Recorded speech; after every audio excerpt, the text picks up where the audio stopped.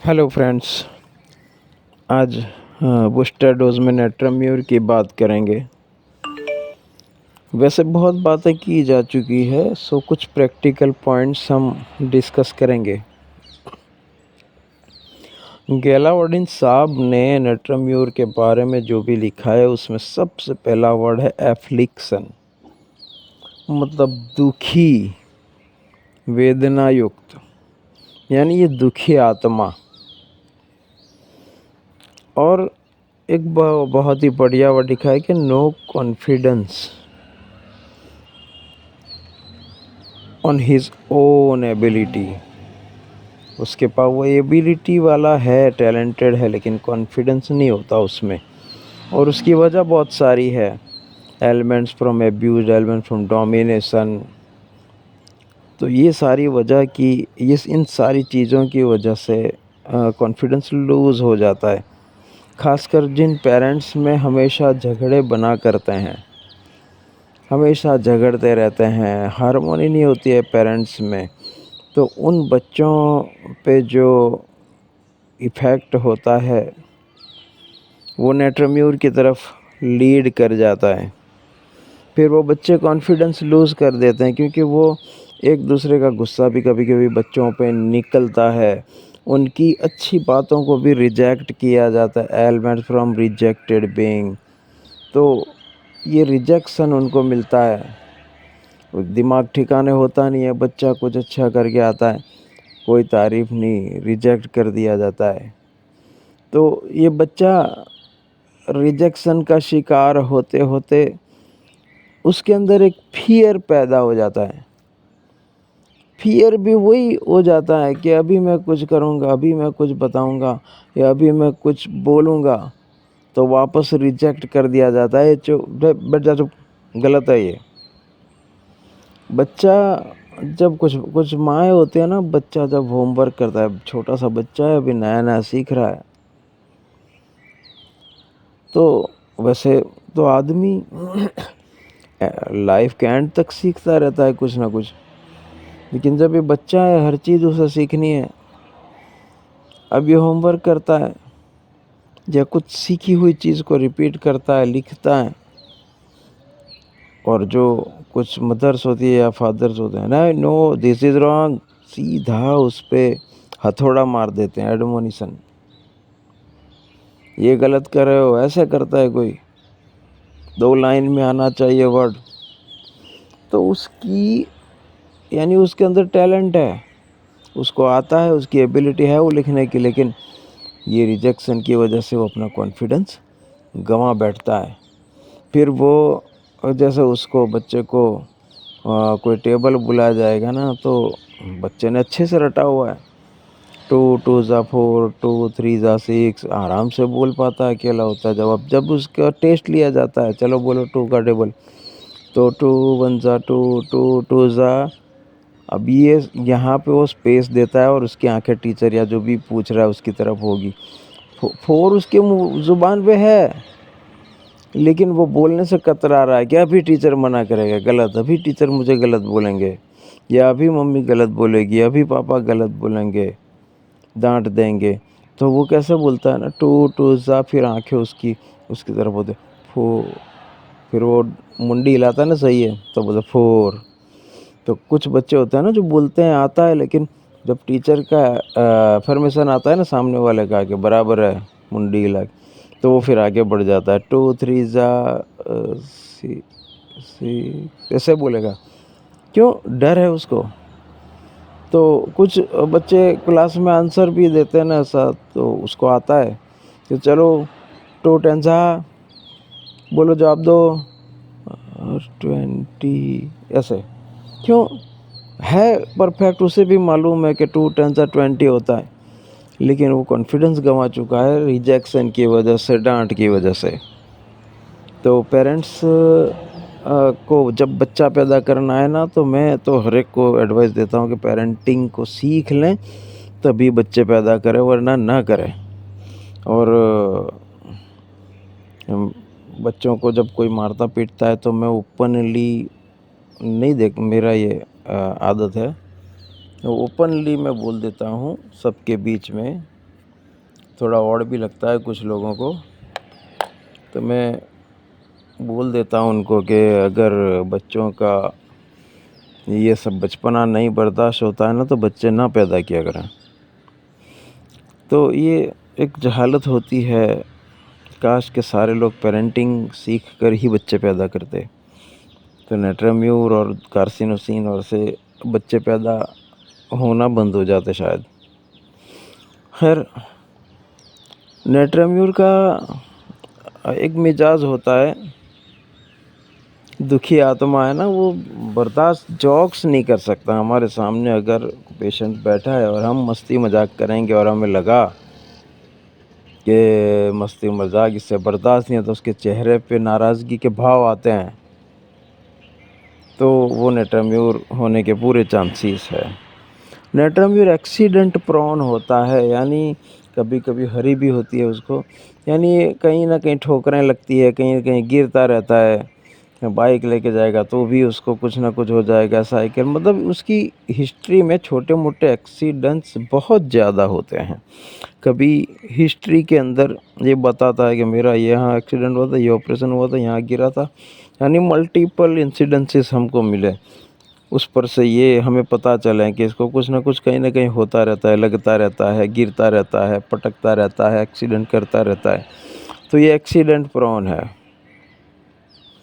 एक अच्छा सा रूब्रिक है जो मैंने अभी रिसेंटली अप्लाई किया था, anxiety anger abused after being kept not in accordance with their natural needs.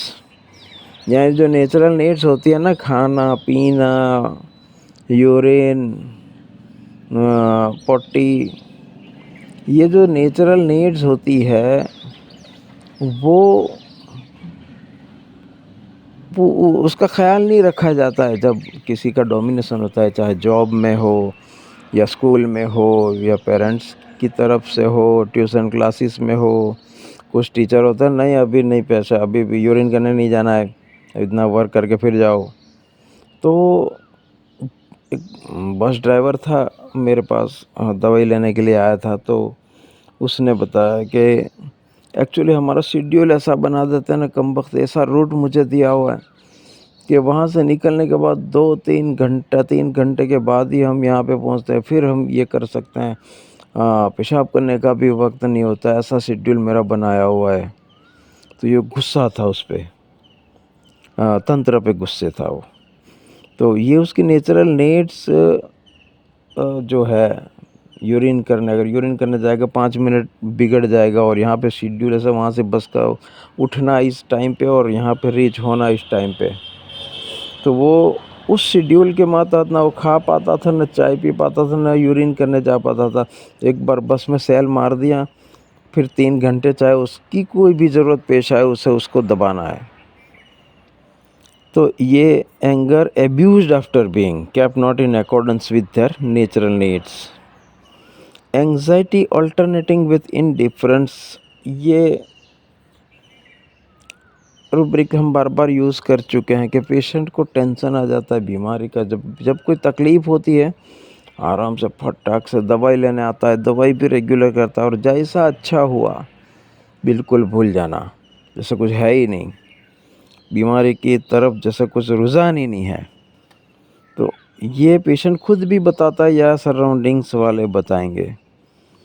Elements from honour wounded, honour क्या होता है ना, एक पोस्ट होती है, आदमी खुद नहीं होता है वो, जैसे हम चीफ मिनिस्टर, प्राइम मिनिस्टर्स, सब पे ऑनररी लगाते हैं ना, ऑनर यानी ये चेयर का ऑनर होता है। तो कई बार लोगों को, जैसे कोई एक दामाद है, अब वो अपनी ससुराल में जाता है, तो यहाँ पे एक बंदा नहीं जाता, एक दामाद जाता है, एक पोस्ट लेके जाता है, एक चेयर है उसकी। अब उसको एक दामाद की तरह प्रोटोकॉल नहीं मिला ना, उसे बुरा लग जाता है कि मैं दामाद था, मुझे तो कम से कम इतना तो रिस्पेक्ट देना चाहिए, इन लोगों ने मुझे इग्नोर किया, इसको ये दुखी हो गया। तो यहाँ पे ऑनर वुंडेड हुआ। तो मैं डॉक्टर हूँ यार, मेरे से ऐसे बात करी, उसे पता तो होना चाहिए कि मैं एक डॉक्टर हूँ, एक डिग्निटी हर्ट होती है ना उसकी, डिग्निफाइड एंड इंटरम्यूर। तो एक जो चेयर होती है, एक पदवी होती है उसकी, उसका ख़याल नहीं रखा जाता है, उसको इंसल्ट किया जाता है, उस पदवी का अपमान किया जाता है, उसका दुःख होता है। उसके अपने अपमान का दुःख नहीं होता है, यहाँ पे पदवी का दुःख इस रूब्रिक के मातहत। Elements from abuse after being sexually, यहाँ पे हम सिर्फ यही लेते हैं कि सेक्सुअली अब्यूज़, रेप किया हो या छेड़छाड़ की हो किसी ने बिना मर्जी के। तो आमतौर से औरतों को उनकी जब मर्जी नहीं होती कि फलाँ बंदा उसे टच करे और फिर वो टच करता है सेक्सुअली, तो बहुत बुरा लगता है, बहुत बुरा लगता है उनको। वो औरतें ही जानती है कितना बुरा लगता है कि जब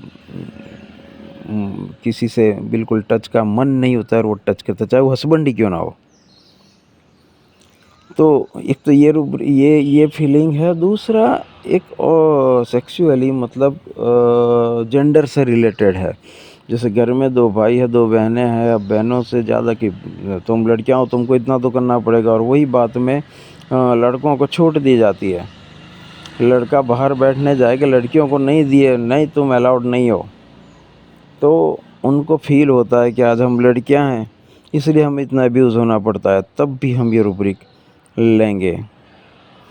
elements from punishment in children, ये भी एक्यूट रूब्रिक है, हमारे पास कई बार आता है, क्रोनिक केस में भी यूज़ होता है। लेकिन कभी पनिश किया, स्कूल में पनिश किया और फिर ये बिल्कुल मायूस हो गया और उदास हो गया बच्चा, रोने लगा, तो जब पनिशमेंट होती है तो बच्चे का कॉन्फिडेंस लूज़ हो जाता है। तो ये हिस्ट्री भी हमें लेनी है, खासकर स्कूल चिल्ड्रंस में।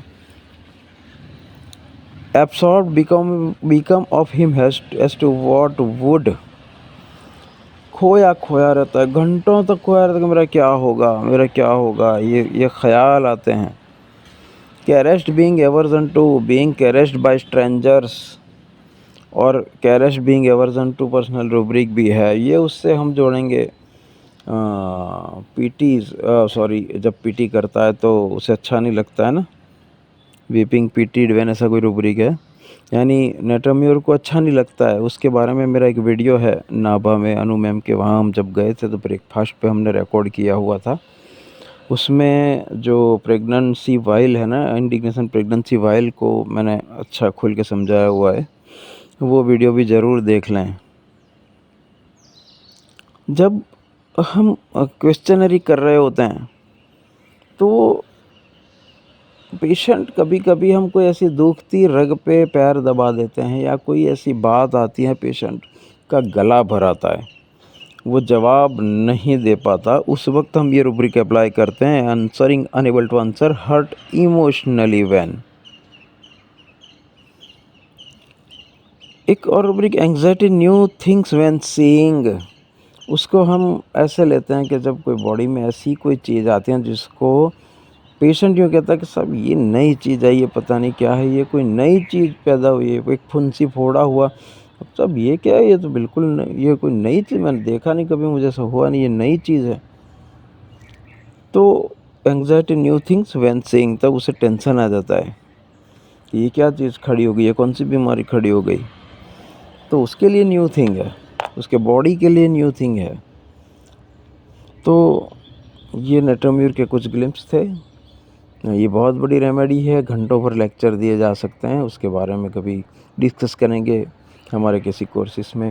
अभी फ़िलहाल 26 और 27 अप्रैल हमारा वेबिनार है।